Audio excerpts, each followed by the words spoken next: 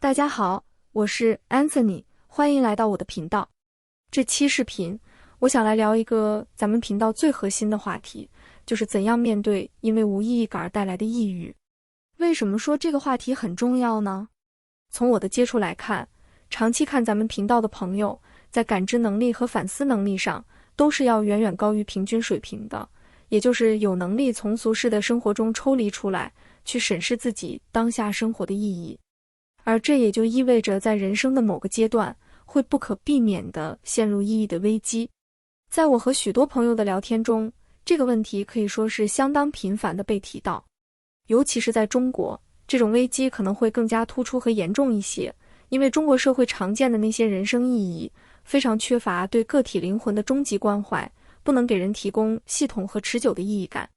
因而，当一个人的自我意识觉醒后，就比较容易陷入到这种怀疑和抑郁状态之中。当然，这也可以说是一个永恒的话题，就像死亡、自由、爱情一样，所以以后我们也会经常讨论。在视频开始前再说一下，如果你有任何想找我探讨和咨询的问题，都可以联系我的邮箱预约。那么继续说回我们今天的主题，我们说这种生命意义的危机可以描述为一种意义感全面动摇的状态。我想到了前些天聊过的一位朋友，他在中国经历很多束缚、痛苦和不幸，这让他产生了强烈的想要摆脱中国的念头。如今他成功的来到北美，可以生活很长一段时间了，但他却越发感到无意义感，这是一种意义系统被彻底动摇的感觉。原先的他可能认为中国在很多方面都很不自由，那么能成功跑到海外或者拿到永居，就成为了新的追求和意义。然而他不久后就发现，拿永居这个目标似乎也不能为自己的生活提供充足的动力。当他和其他来自亚洲的移民交流时，他发现他们的人生目标毫无疑问都是拿永居，而他却没有那种发自内心的认同感和归属感。这让他感到自己是如此的独特和孤独，似乎任何一种既定的追求，不论是中国的还是西方的，都不能满足他最深层的追问和怀疑。这看起来像是一种抑郁。不过，当我们仔细分析这个过程，就会发现这种抑郁是很深刻的，是和一般的抑郁很不一样的。我把这称之为一种哲学的抑郁。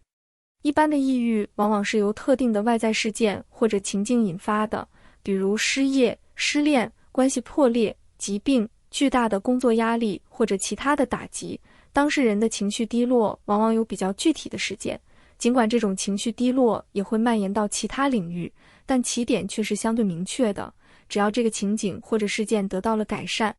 抑郁就能得到比较大的改善和缓解。当事人未必会对所有生活的意义产生一种理性的怀疑，但我们所要讨论的这种哲学式的抑郁，它并不是或者主要不是由于生活变差或者受到打击了。相反，在某种程度上，恰恰是因为当事人的生活变得更好了，也就是摆脱了旧的束缚和压力后，当事人感到自己终于可以脱离原有的价值体系，这会产生一种巨大的心理真空，引发对深层的生命意义的怀疑。因此，这种忧郁的情绪核心主要不是悲伤和失落，而是迷茫和虚无，它也不太容易通过解决某个特定问题来缓解。这种忧郁通常伴随着大量的自省和高度发达的理性思考，呈现出对一切日常事物的怀疑，不仅是工作和赚钱，就连吃饭、睡觉这样的基本需要，其意义也会受到动摇和挑战。当事人虽然还是会每天吃饭，然而对吃饭这件事的那种确信感和必然性却消失了。有人可能会说，吃饭这样的事情有什么可怀疑的吗？这就是动物的本能，不吃饭就会死。把吃饭归结为动物的本能，这看起来为吃饭提供了一种绝对的必然性和意义，然而仔细想想却不成立。虽然一切动物都要吃饭，然而人的进食行为早就超出了单纯的生理需求，而具有复杂的心理和文化意义。比如，动物在饥饿时看到食物会毫不犹豫地扑过去，但很少有人在饥饿的时候会像动物一样，他可能会考虑他人的眼光，考虑自己的形象，顾虑这么做的影响等等。这就不是本能所能解释的了。如果人类的吃饭可以靠动物本能来担保的话，就无法解释为什么有厌食症和绝食者。当然，更重要的是，当我们有意识地将我们的某些欲望归结为生物本能的时候，它其实就已经不是本能了，而是你的意识自由选择的结果。因为如果它纯粹是本能，那么你就应该对这件事的意义毫无觉察和意识的，更没有必要发明一套语言去将其合理化。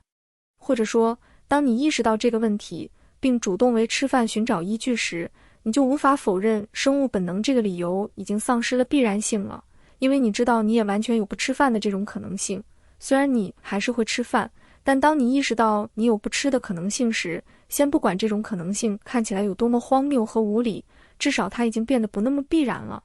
你还是无法逃避自由意志的问题，就算你认为自己没有自由意志，都是本能，但那还是你的自由意志自由地选择了这种解释。萨特认为，人一旦意识到自己的存在，就永远无法摆脱自由的重负。为什么说自由是沉重的？我们再举一个例子，比如在我做这个视频的时候，我出去走路，我看到大街上有很多汽车在快速穿梭，我的心情很好，我对我的生活很满意。但此刻我突然想到一个可怕的事情，就是如果我快速跑到马路中间，我的一切美好的生活就终结了。当然有朋友听了之后或许会说，你的生活明明很好，没有理由这么做，这完全不符合心理学或者社会学的规律。可是不论是生物本能，还是心理学的规律，还是其他的什么外在的必然性，都无法为我的行为提供一种刚性和绝对的保证。我也知道这种想法和行为是荒谬的，但仅仅意识到有这种可能性，就足以让我们感到自由的沉重。再比如，当我拿着一把刀切菜时，我会突然感到焦虑，因为我意识到我现在有能力伤害他人或者伤害自己了，尽管我完全没有这种欲望，但这种意识本身就足以让人恐惧，因为如果我真的这么做了，我就要承担这一切的后果。总之，当我们对自由意志有所觉察后，就会发现其实是没有任何东西能保证你绝对不做坏事的，不论是上帝、命运、社会规则还是个人的过往历史，哪怕你这个人从一生下来都在做好事，没有做过一次坏事，但你仍然会发现你永远有一种潜在的可能性。这就会强化我们的自我意识，让我们更加警觉，意识到自己要为自己负责，就要持续地做出理性的决定，防止自己做出让自己后悔的选择。那么，这种沉重的自由与无意义感有什么关系吗？通过上面的讨论，我们会发现自由意志的觉醒有自我强化、无限循环的特点，它的可能性会越来越多。当你开始意识到一些本以为必然的东西其实并不必然，比如进食、工作、婚姻、成功，你就会更加敏感地觉察到其他领域的类似的可能性。结果，你的警觉性越高，自由感受越强烈，慢慢的，你会发现生活中几乎所有的意义结构都变得不再绝对，而是相对的、可质疑的。这个时候，你就会陷入了哲学式的抑郁了。你会发现，吃饭、工作、成功这些东西的确很好，但这和我的关系是什么呢？他们在哪种程度上能代表真实的我呢？就比如说，你每天努力工作，然后看着自己的账户上的钱越来越多，你觉得这非常有意义。可是有一天你突然发现，这个账户不一定是属于你的，那么账户上的钱再多，好像也和你没有关系了。一切看似客观存在、无需质疑的东西之所以具有意义，是因为我们默认了它和一个稳定的主体的我之间有联系。如果这个联系不稳定，或者如果我的自我本身就是碎片化的、不统一、不连续的，那么当事人其实也并没有真正的拥有它们。抑郁就在于对自身存在的不断怀疑和确认。因此，我们说这种哲学的抑郁是非常高级的，因为巨大的生活压力会给你的行为提供毋庸置疑的意义，你的能量都要不得不用于应付外在压力或者生存下去，是没有余力做这种反思的。而这种哲学的抑郁是需要很强的反思能力和一个相对比较宽松的环境的，因而很多思想深刻的人都经历过这个阶段。比如托尔斯泰在他的忏悔录中记录了自己那些细腻的心理感受。作为一名俄国贵族派知识分子，托尔斯泰拥有巨大的财富和地位，他的作品受到广泛的赞誉。然而他在51岁时却越来越陷入了一种心理上的病症。他说，5年前在我身上发生了一件很奇怪的事情。开始我很困惑，感觉遇到了生活的瓶颈，仿佛不知道自己应该怎么样去生活，应该做些什么。这些生活的瓶颈往往以相同的问题来表达，生命的目的是什么？一开始，我觉得这些都是些漫无目的、不相干的问题，这些问题家喻户晓。假如我着手去解决，应该是不怎么费事的，只是我现在没有时间而已。但只要我想，我是可以找到答案的。